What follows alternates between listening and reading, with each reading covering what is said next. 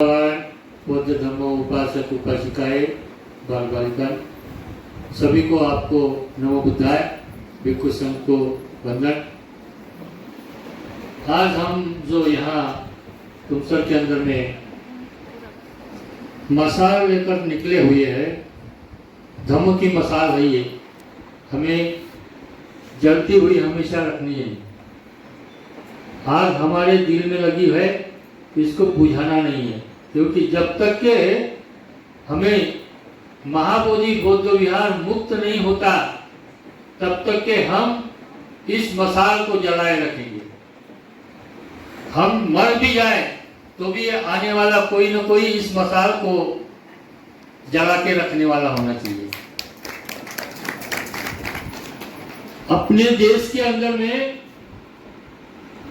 बहुत सारे विहार है मंदिरों के नाम से। हम अगर अपनी खोज करने जाए तो ये जितने भी मंदिर हमको इस इंडिया में दिखते हैं सब के सब पंडितों के हाथ में ही आपको नजर आएंगे, और वो भी पुरोहितगिरी करने वाले। हमारा महाबोधि विहार भी वैसे ही है। 1949 का जो एक्ट जो अंग्रेजों के जमाने से चल रहा था वो भी आज तक लागू है। इसका मतलब हम गुलाम हैं। चाहे वो इस देश का एमएलए हो, मंत्री हो, संतरी हो या प्राइम मिनिस्टर हो, वो भी गुलाम है, क्योंकि 49 का एक्ट जब तक चालू रहेगा वो गुलाम ही रहेगा। इस बात को जान लो। अगर हम महाबोधि बौद्ध विहार को अगर मुक्त नहीं कर सकते, क्योंकि पूरी दुनिया में ये चले जाते हैं और कहते हैं कि हम बुद्ध के राष्ट्र से आए हैं, हम बौद्धिस्ट है, जापान जाएंगे, ब्रह्मदेश जाएंगे और कहीं जाएंगे, जिस भी देश में जाते हैं प्राइम मिनिस्टर क्या कहते हैं कि मैं बुद्ध के राष्ट्र से आया हूं, बुद्धिस्ट हूं, और उन्हीं के नाम से वहां से कुछ धन लेकर आते हैं। और वो धन कहां जमा करते हैं? बुद्धों के विहारों को लगाया। हम 3-4 महीने से लगातार अभी आंदोलन में बैठे हुए हैं, तो लोग कहते हैं कि इन्होंने आकाश लामा ने और इन्होंने भिक्षुओं ने बहुत सारा दान जमा करके अपना कब्जा कर लिया। लेकिन आपने कभी उन बीटीएमसी एक्ट वाले जो बीटीएमसी जो चला रहा है उनको आज तक के इतना धन जमा हुआ है, कभी किसी ने सवाल पूछा? बीटीएमसी वाले जो है आज तक के उन्होंने जो भी बाहर से आया हुआ जो धन है उनको कभी सवाल पूछा? क्यों नहीं पूछा? आप सवाल पूछिए कि भाई इतने सालों से आप यहां चला रहे हो, 4 ब्राह्मण पंडित लोग हैं और 4 जो भिक्षु है वो भी उन्हीं के साथ में जुड़े हुए, वो अलग नहीं है। अगर अलग होते तो अपने हक की बात करते, लेकिन पंडित के साथ में वो जो कलेक्टर है वो भी पंडित है, और वो पंडित होने के बाद भी हमारी इतनी बड़ी बेइज्जती की उस दिन जिस दिन बौद्ध पूर्णिमा थी। एक मुस्लिम गवर्नर को बोध गया के मंदिर में लाकर पंडित के हाथ से शिवलिंग है करके बौद्ध मंदिर के बीच में जो चौतरा है वहां पे पूजा कराया। क्या यही पूजा किसी मंदिर में जाकर अगर वो मुस्लिम गवर्नर नमाज पढ़ेगा तो कोई पढ़ने देगा? कोई पढ़ने देगा क्या नमाज उसको? वहां पे मुस्लिम समाज का व्यक्ति अगर रोड पर नमाज पढ़ता है तो इनको विरोध होता है। और बुद्ध के टेम्पल के अंदर जहां महाबोधि बौद्ध विहार है वहां पर वो मुस्लिम समाज का गवर्नर पंडित के हाथ से घंटी हिलाने वाली पूजा कर रहा है। हमारे बुद्धों के ऊपर में बहुत बड़ा तमाचा है मारा हुआ। क्या आज तक के किसी ने हिम्मत की कि उस गवर्नर के ऊपर में केस करने की? क्यों नहीं की? हम सोया हुआ समाज है। बाबा साहब ने कहा था कि एक हो जाओ, एक होने की ताकत रखो, तभी आगे बढ़ सकते हो। हम आपस में लड़ते रहते हैं, वो लड़ाते रहते। यही स्थिति आज भी है हमारे लोगों के साथ में। आपस में किसी को खरीदी करके बेच, हम बिक जाते हैं, अपने आप को बेच देते हैं, इसलिए सिर्फ पैसे के लिए, धन के लिए। हमें बेचने वाला समाज समझते ये लोग। और हमारे बौद्धों की संख्या ही नहीं दिख रही है, क्योंकि हम तो बाबा साहब ने दीक्षा दिया, हम अपने आप को बौद्धिस्ट मानते हैं, लेकिन कितने लोग यहाँ पे बौद्धिस्ट होकर अपने आने वाले पीढ़ी को बौद्ध बना रहे हैं? कितने लोग लेके आते हो अपने बच्चों को, जो विहार तो बना लिया। मैं यही का पैदा हुआ हूं, बचपना यही गया, ये सामने के स्कूल में पढ़ा हूं। लेकिन मैं आप सबसे पूछता हूं, आप आने वाले पीढ़ी को क्या दे रहे हैं? जो धर्म के रास्ते पर चलना नहीं चाहता, वो चाहे कितना भी बड़ा विद्वान हो जाए, वो बुद्ध का और बाबा साहब का अनुयायी नहीं हो सकता। हम सोए हुए लोग हैं, सोए हुए को एक बार तो जगाया भी जा सकता है, लेकिन जो सोने का नाटक करे उसको जगाना मुश्किल है। वो चाहे कितना भी हम उठाने की कोशिश करेंगे, वो उठ नहीं पाएगा। ऐसा ही समाज यहां पर है। इस तुमसर के अंदर में इतना बड़ा शहर है, कोई कम बड़ा शहर नहीं है, तहसील प्लेस भी है और बहुत बड़ा। यहाँ कई रईस ज्यादा लोग यहाँ पहले से ही वास्तव में रह चुके हैं।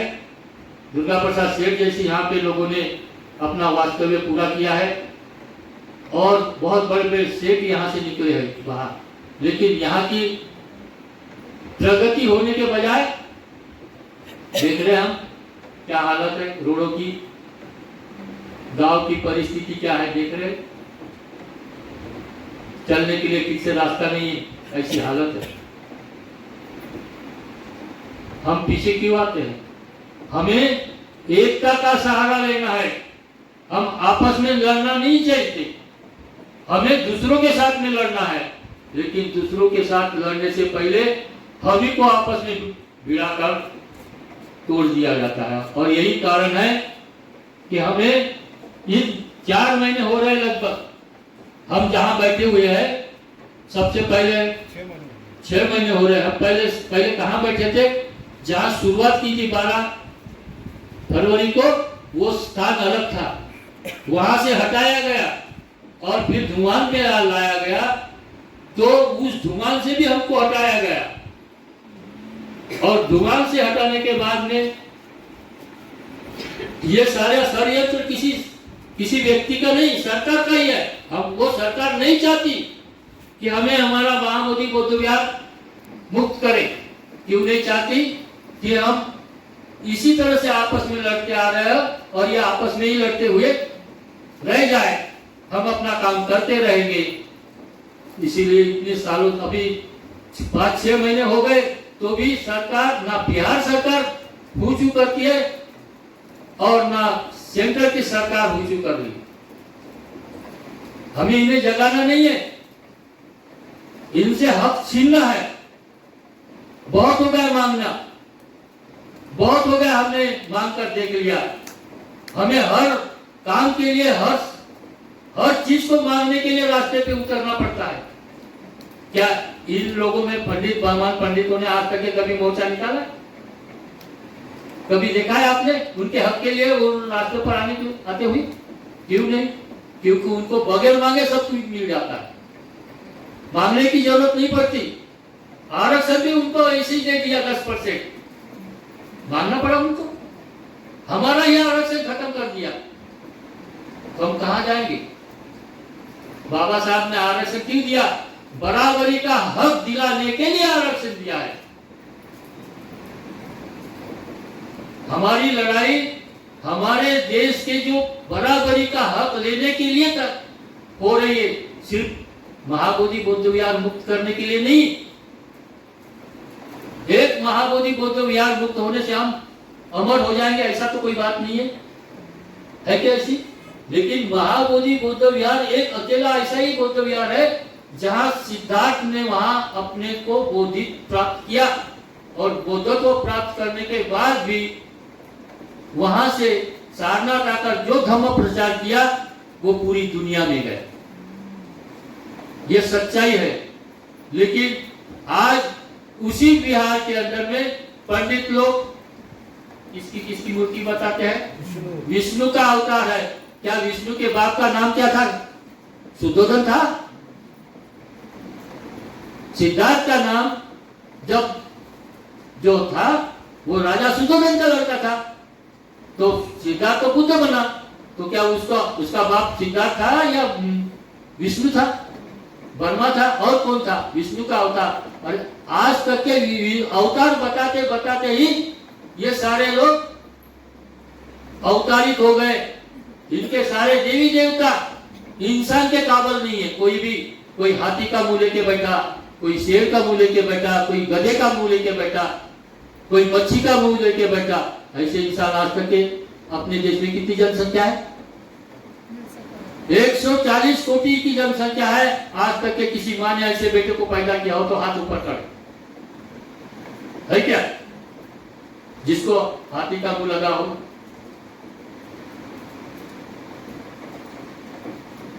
है क्या ऐसे कोई?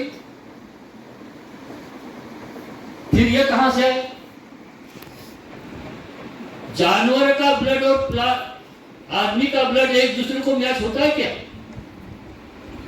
अगर जानवर का ब्लड आदमी को मैच होता है तो हमारे देश में बकरे और बाकी जो जानवर है कटते हैं रोज के, उसका ब्लड रखते, हॉस्पिटल में देते। तुमको काय को मानते? सच्चाई है कि नहीं? जो लोग अंधश्रद्धा में रहते हैं इसीलिए उसकी पूजा करते हैं। और अभी आएगा सामने में पूजा करने के लिए बिठाएंगे लोग, लेकिन सच्चाई के साथ में कोई नहीं रहेगा। जो सच्ची बात कड़वी लगती है, चापलूसगिरी करने वाला काम नहीं होता। और हमें सजग होकर जीना है, अंधकार में नहीं जीना है। स्वयं तथागत बुद्ध ने ये बात कही है कि मैं जो बता रहा हूं उसको सच मत मानो, स्वयं को जानो, अपने आप को पहचानो, अंधकार से बाहर निकलो और स्वयं प्रकाशित हो जाओ। अत्तदीप भव।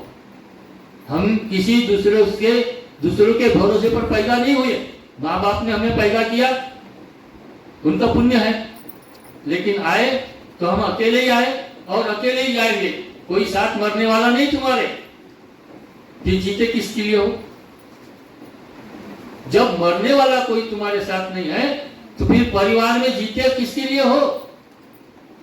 अपने लिए जीते हो कि दूसरों के लिए जीते हो? मेरे परिवार में मेरा नाती है, मेरा पोती है, मेरा ये है। जो मेरा मेरा कहते हो वो सिर्फ नाम के तुम्हारे है। जिस दिन सांस निकल जाएगी उस दिन कोई तुम्हारा नहीं होता। एक दिन भी घर में रखने के लायक नहीं होते हो। सीधा मसान घाट कहाँ है पूछते हैं लोग और लेके जाते हैं। जिसको मेरा मेरा कहते हो वही तुमको आग लगाने के लिए तैयार होते, दूसरों को हाथ भी नहीं लगा देते हो। फिर तुम्हारा रहा क्या? तुम जो मेरा बोलते हो वही तुम्हारा नहीं है, तो फिर जीना और मरने के लिए किसके लिए जीना है और किसके लिए मरना है? बाबा साहब ने यही सोचा होता और अपने परिवार के ऊपर में ध्यान दिया होता तो आज बाबा साहब नहीं होते। और बाबा साहब ने राजकारण भी किया, मंत्री होकर भी मंत्री पद से त्याग कर दिया, लेकिन समाज के ऊपर में ध्यान दिया। और समाज के ऊपर में ध्यान दिया इसीलिए आज बाबा साहब ने जो धम्म दिया, ये धम्म देने के कारण आज दुनिया में बाबा साहब को पूजनीय माना जाता है। सिर्फ अपने ही लोग नहीं पूछते, पूरी दुनिया के अंदर में बाबा साहब की पूजा की जाती है। ये जितने भी बड़े लीडर हो गए ना, जो प्राइम मिनिस्टर से बनके अभी जो जितने भी गिने हुए, उनकी कोई पूजा नहीं करता। करता है क्या? पंडित जवाहरलाल नेहरू से पूरी खानदान गिनती कर लो, कोई अगरबत्ती लगाता है उनको, कोई पूजा करता है? लेकिन बाबा साहब की पूजा बुद्ध के साथ में, तथागत बुद्ध के साथ में हम पूजा करते हैं। क्यों करते हैं? हमारे लिए वो वंदनीय इसलिए नहीं कि उन्होंने वो काम किया जो इस देश के जितने भी बड़े लीडर थे वो नहीं कर सके। बाबा साहब ने वो धर्म दिया, सबको समानता का अधिकार दिया। इसीलिए आप यहाँ बैठे हो, स्वाभिमान से बैठे हो। महिलाएं और पुरुषों में एक समानता लाने के लिए 150 साल लगे अंग्रेजों को। बाबा साहब ने एक ही झटके में आपको समानता का अधिकार दिया। और बाबा साहब ने इतना बड़ा काम करके हमें अपने जो कार्य के लिए जो छोड़ा है, वो अधूरे कार्य को करने का, पूरा काम करने का हमें अवसर दिया है। तो हम पीछे क्यों रहे? क्यों रहेंगे पीछे? हमारा कर्तव्य होता है इंसान को इंसान बनाना। तथागत बुद्ध ने समझाया और हमें इंसान को अच्छे से अच्छा इंसान बनाकर जो भिक्षु संघ दिया है, इस भिक्षु संघ को इनके ऊपर भरोसा करते हुए हम अपना कार्य करना चाहिए, ताकि श्रद्धा धर्म के ऊपर होगी तो ही आप ये काम कर सकते हो। नहीं तो कोई भी इस काम को करने के लिए हिचकी जाएगा। क्यों? क्योंकि ये धर्म हमें मानवतावादी धर्म है, हमें मानवता सिखाता है, गुलामगिरी नहीं। किसी की गुलामगिरी करना नहीं है हमें स्वयं अच्छा इंसान बनकर जीना है। और अच्छा इंसान बनना ये धर्म का काम है कि जो धर्म से हम सीखते हैं। इसीलिए किसी भी धर्म के अंदर में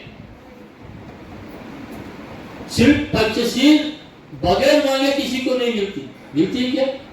याचना करना पड़ता है, और जो याचना करता है उसी को शील मिलती है।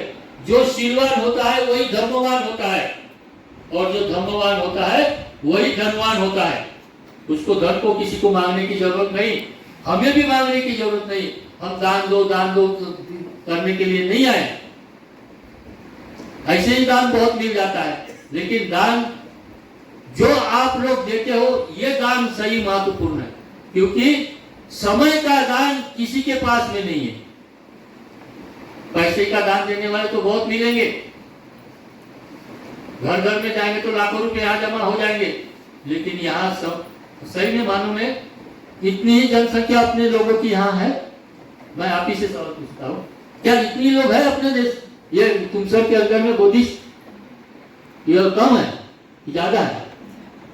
जो अपने आप को बाबा साहब के जय भीम बोलने वाले कहते हैं, तो क्या इतने ही लोग हैं? उनको पता नहीं है यहाँ पे कि यह मसाल लेकर जब निकले हैं तो क्या वो अंधे हैं? तो नहीं है, आंखों से तो देखा ही होगा, और नहीं भी देखा होगा तो किसी ने बताया तो होगा कि भाई ये मसाल लेके जो लोग, ये जो बिहार से आए हुए, ये अपना परिवार छोड़ के आए हुए, ये यहाँ के लोग नहीं है। ये मसाल लेके आए, ये बिहार से है, औरंगाबाद जिले के। उतने दूर से वो लोग आ सकते हैं, तो यहाँ के लोगों को क्यों नींद आती है भाई? हमारा समाज इसीलिए सोया हुआ है। उसे जागरूक करने के लिए आपको एक बात बता देता हूं, हम सिर्फ नाम से बुद्धिस्ट हुए हैं, हमारे पास में कोई लेखा जोखा नहीं है। आप जब भी कभी यहाँ गिनती होगी तो उसमें हमें बुद्धिस्ट लिखना है। हम बुद्धिस्ट है, हमारी कोई जात नहीं है, ये भी समझाना होगा, ताकि बौद्धों की संख्या बढ़े। हमारे को क्यों डर, क्यों को हमारे को महाबोधि बौद्ध विहार क्यों नहीं मिल रहा है? क्योंकि बौद्धों की संख्या ही नहीं समझते, वो है ही नहीं। और बौद्धों की संख्या नहीं है तो इनको क्यों देंगे महाबोधि बौद्ध विहार? अगर दे भी देंगे तो किसी आरएसएस के भिक्षुओं के हाथ में दे देंगे, हमारे हाथ में नहीं मिलेगा। तो हमें अपना संगठन मजबूत करना होगा। बुद्ध का संगठन मजबूत होगा, चाहे लड़ाई कोई भी करो, आकाश लामा करे या और कोई करे, हमारा लक्ष्य एक ही है। हमारी विरासत जो है महाबोधि बौद्ध विहार, वो किसी हालत में मुक्त करना है, चाहे उसके लिए हम मर जाए, कट जाए, जल जाए, कुछ भी हो जाए, उसे छोड़ेंगे नहीं। प्राइम मिनिस्टर आएंगे जाएंगे, ये आएंगे नहीं तो और दूसरे कोई आएंगे। इतने सालों से ये लोगों ने हमारे साथ में इतना बड़ा छल किया, पंडित जवाहरलाल नेहरू से लेकर अंग्रेजों के पहले से ये लड़ाई चल रही है, अभी से नहीं है। महाबोधि बौद्ध विहार की लड़ाई सबसे पहले जो शुरू की थी अनागारी धम्मपाल ने की थी। उस समय में लेखी मांगा था, लेकिन वो आजादी की लड़ाई लड़ते लड़ते उन्होंने ध्यान नहीं दिया। आजाद तो हो गया, वो देश आजाद कर दिया, लेकिन हमको आजाद किया, हमको आज भी गुलाम नहीं रखा। इसी गुलामगिरी की बेड़ियों को हमें तोड़ना पड़ेगा और अपने हक के लिए लड़ना पड़ेगा, क्योंकि हमारा हक हमें किसी हालत में मिलना चाहिए, चाहे भी कुछ भी हो जाए, हम उसे छोड़ेंगे नहीं और हमारा हक लेकर रहेंगे। इसी बात को मैं यही समाप्त करता हूं। आपने जो समय दिया है, आपका सबका धन्यवाद। और आपको एक ही बात बताता हूं, एक ही शब्द में धम्म बताऊंगा मैं। आपने जो समय दिया है, ये आपके लिए धन्यवाद मैंने इसलिए कहा कि आप जो भी दिन भर जितना भी काम कर लो, लेकिन शाम को खाना खाने के बाद में जब भी आप आराम करने जाओ तो उन सबको याद करो और धन्यवाद करो। यही मंगल मैत्री है। मैं आपको सभी को मंगल मैत्री देता हूं। आपका सबका मंगल हो। थोड़ी देर मंगल मैत्री करेंगे। आप अपने शरीर को थोड़ा शीतल कर ले और अपने मन में मंगल मैत्री का भाव निर्माण करें। मेरे अर्जित पुण्य में भाग्य सभी कहो,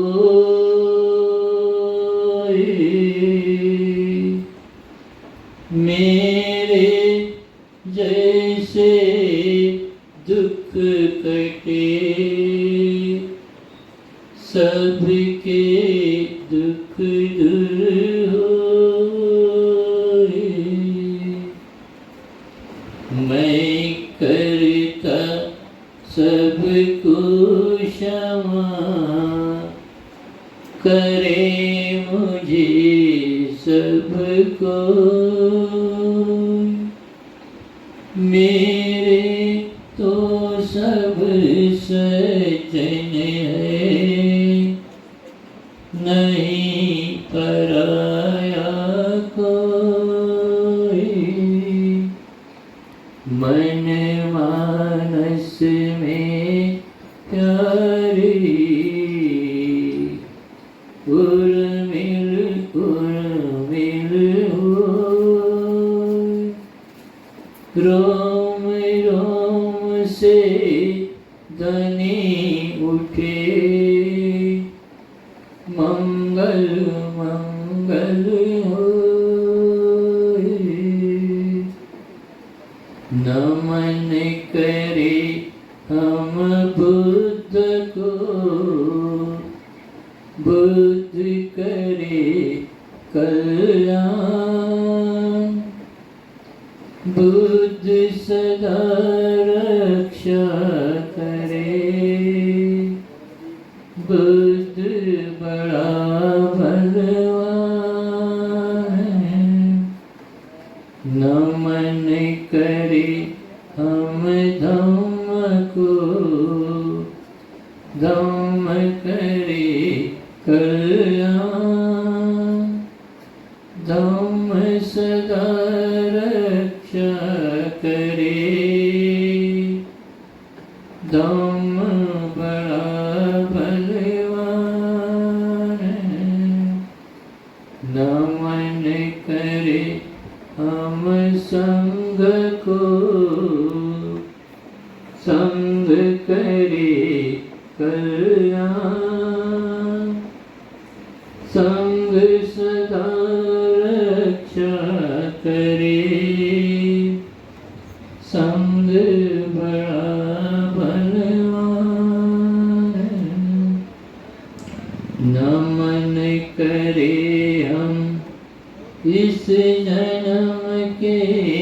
माता पिता को, जन्म जन्म के माता पिता को, उन सबका मंगल होए रे। नमन करे हम इस जन्म के गुरुजनों को, जन्म जन्म के गुरुजनों को, उन सबका मंगल होए रे। दशों दिशाओं के सब प्राणी मंगल लाभी हुए रे। निर्भय और निर्वैर बने सब, सभी निरामय होए रे। जल के थल के और गगन के प्राणी सुखिया होए रे।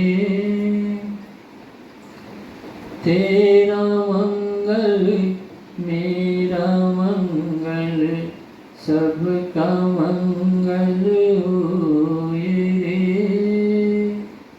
भूगर्भ के सारे प्राणी मंगल लाभी होए रे।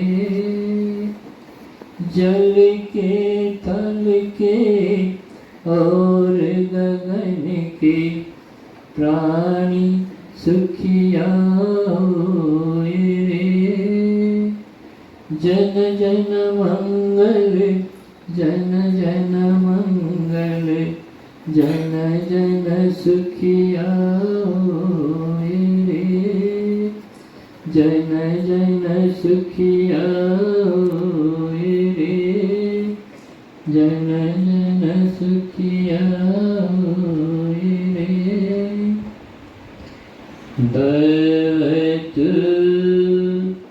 सर्वमङ्गलं, भवतु सर्वमङ्गलं, भवतु सर्वमङ्गलम्। साधु साधु साधु। पतय चिनी भय सुख, पतय चिनी सुख, होन्तु सभी विपारिणो। एतावतय च मे सर्व संपत्ति सिद्धिया, दानं ददन्तु श्रद्धाय, शीलं रक्षन्तु सर्वदा। भावना वीरता होन्तु, गच्छन्तु देवता गता। सभ्ये बुद्धा बलवत्ता, पञ्चकाणञ्च यंबलं, परन्ताणञ्च तेजेन। रक्षवन्दामि सर्वसु, आकाशथा च भूमट्टा। देवनागामैदिका पुयं तम् अनुमोदित्वा, चिरं रक्षन्तु परन्ते। भवतु सर्वमङ्गलं, रक्षन्तु सर्वदेवता। सर्वबुद्धानुभावेन, धम्मानुभावेन, संघानुभावेन सदा सोऽन्ते भवन्तु मे। अभिवादनशीलश्च नित्यनवधापच्चायनो, चत्वारो धम्मा वदन्ति, आयुर्वर्णो सुखं वदन्ति। साधु साधु साधु। बुद्धं नमामि, धम्मं नमामि, संघं नमामि। सुखी हो, सुखी हो, सुखी हो, मंगल हो, सर्वांच्या कल्याण, सुखी हो।